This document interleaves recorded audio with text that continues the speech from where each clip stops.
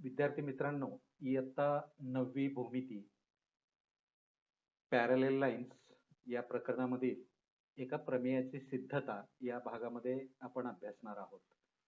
प्रमेयाचं नाव आहे angle sum property of a triangle. प्रमेयाचं स्टेटमेंट याप्रमाणे आहे. The sum of the measures of all angles of a triangle is 180 degree. त्रिकोणाच्या सर्व कोणांच्या मापांची बेरीज 180 अंश असते. तर याप्रमाणे समजा विधान असेल तर गिव्हन आणि टू प्रूव्ह म्हणजेच पक्ष आणि साध्य ओळखणं सुरुवातीला आपल्याला थोडंसं अवघड जातं. मग अशा दिलेल्या विधानामध्ये ज्या विधानातील पक्षाचा भाग आणि साध्याचा भाग आपल्याला ओळखणं अवघड जातं असं विधान आपण कंडिशनल स्टेटमेंट रूपामध्ये करून घेतो, म्हणजे इफ अँड देनच्या रूपामध्ये करून घेतो. या विधानाचं कंडिशनल स्टेटमेंट मध्ये याप्रमाणे आपल्याला रूपांतर करता येईल. हे विधान याप्रमाणे सशर्त रूपामध्ये होईल. If given geometrical figure is a triangle, then sum of measures of its all angle is 180 degree. दिलेली भौमितिक आकृती त्रिकोण असेल तर या भौमितिक आकृतीच्या सर्व कोणांच्या मापांची बेरीज 180 अंश असते. याचा अर्थ आता इथं इफ नंतरचा जो भाग आहे तो पक्ष म्हणजे गिव्हन आणि देन नंतरचा भाग आहे तो म्हणजे सिद्ध करण्याचा भाग म्हणजे साध्य. तर अशा सशर्त विधानामध्ये इफ नंतरचा जो भाग आहे याच्यासाठी आवश्यक आकृती साध्य सिद्ध करण्यासाठी आपण तयार करतो. मग इफ नंतरचा भाग आहे दिलेली भौमितिक आकृती त्रिकोण असेल.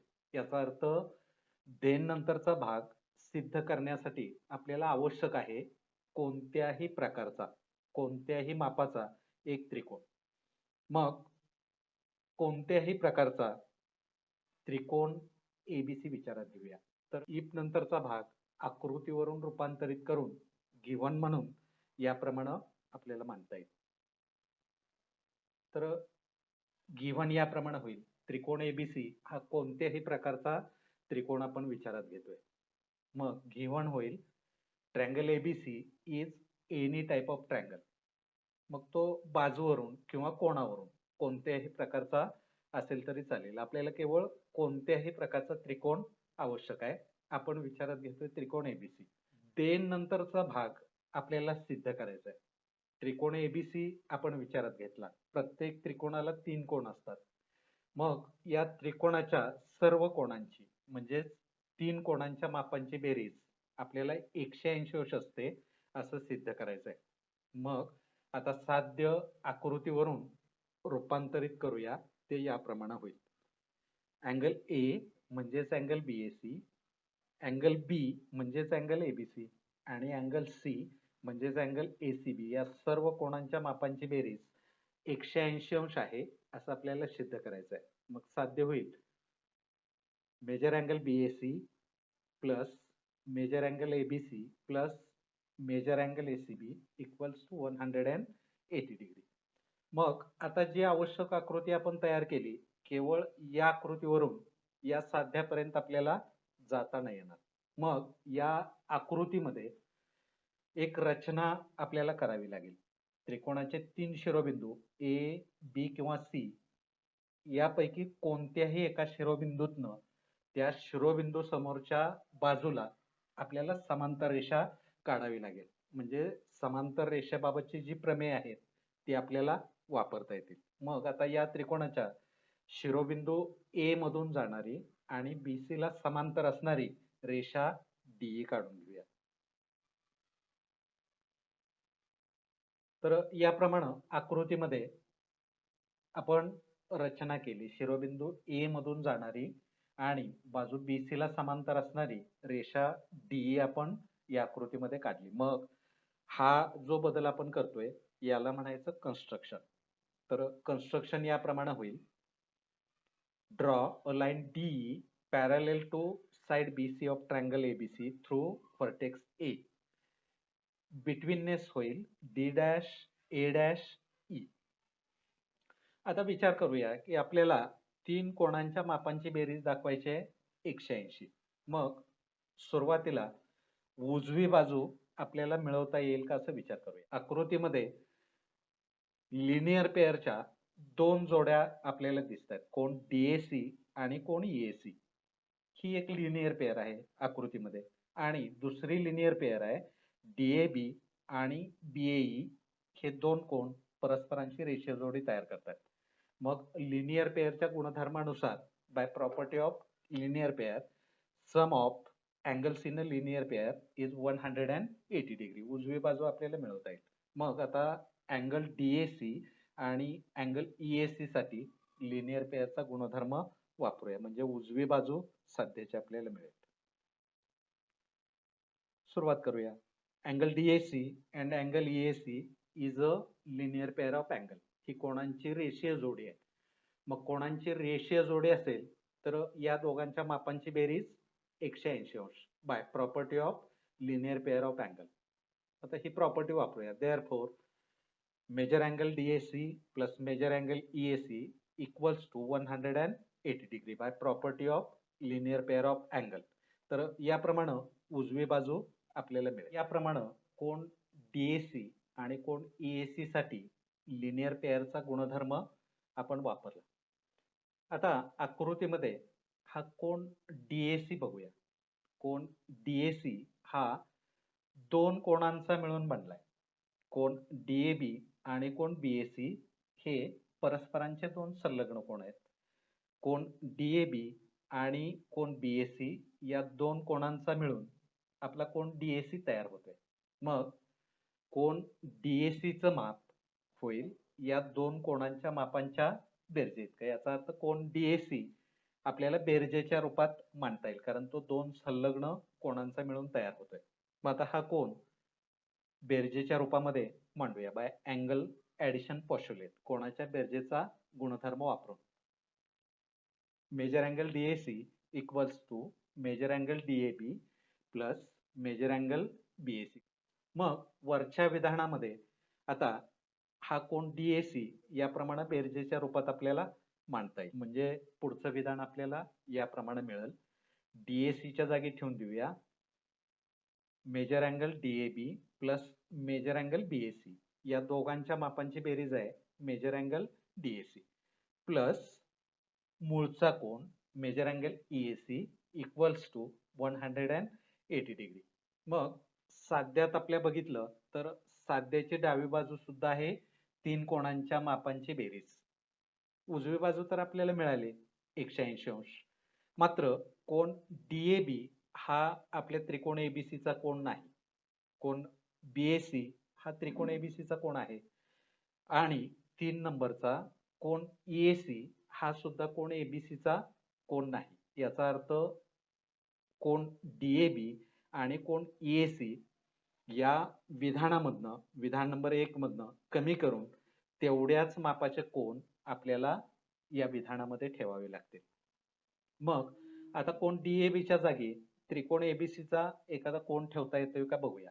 आणि कोण EAC च्या जागी त्रिकोण ABC चा एखादा कोण तेवढ्याच मापाचा आपल्याला ठेवता येईल का असा विचार करूया. मग कोण DAB आणि कोण ABC या त्रिकोणाचा DE आणि BC या 2 रेषांच्या छेदिका AB मुळे होणारी ही विक्रम कोणांची जोडी आहे.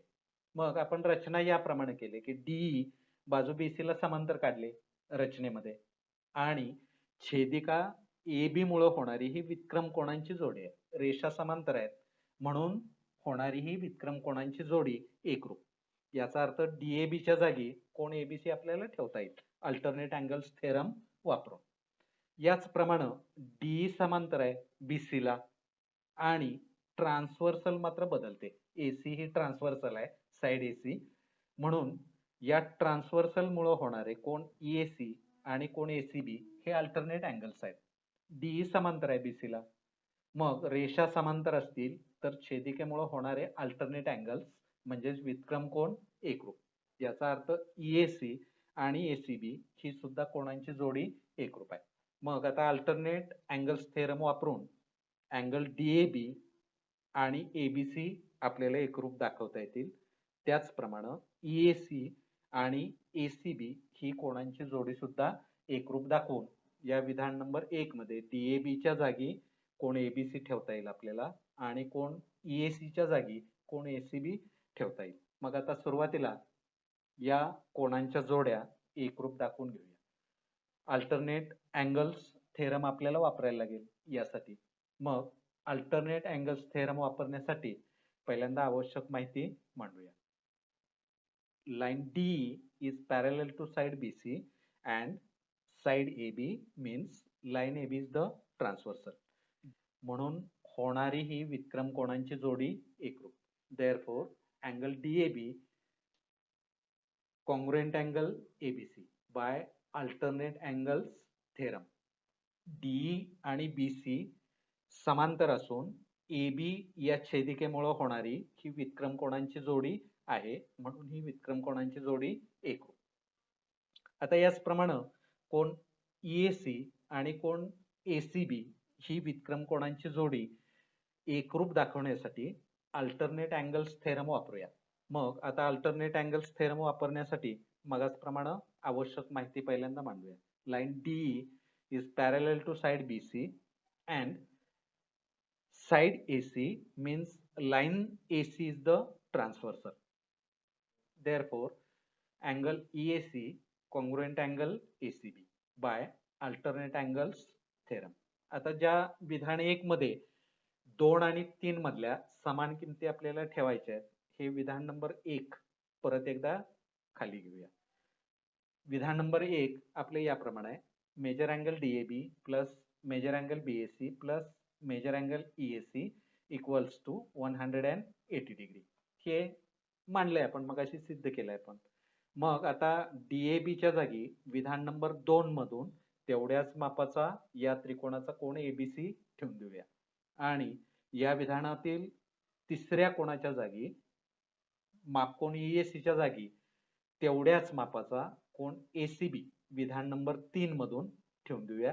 म्हणजे पुढचं विधान आपलं याप्रमाणे आपल्याला मिळेल. Therefore, major angle ABC plus major angle BAC plus major angle ACB equals to 180 degree by equation 1, 2 and 3. विधान 1 मध्ये विधान नंबर 2 आणि विधान नंबर 3 मधून सारख्या असणाऱ्या किमती आपण ऍड केल्या.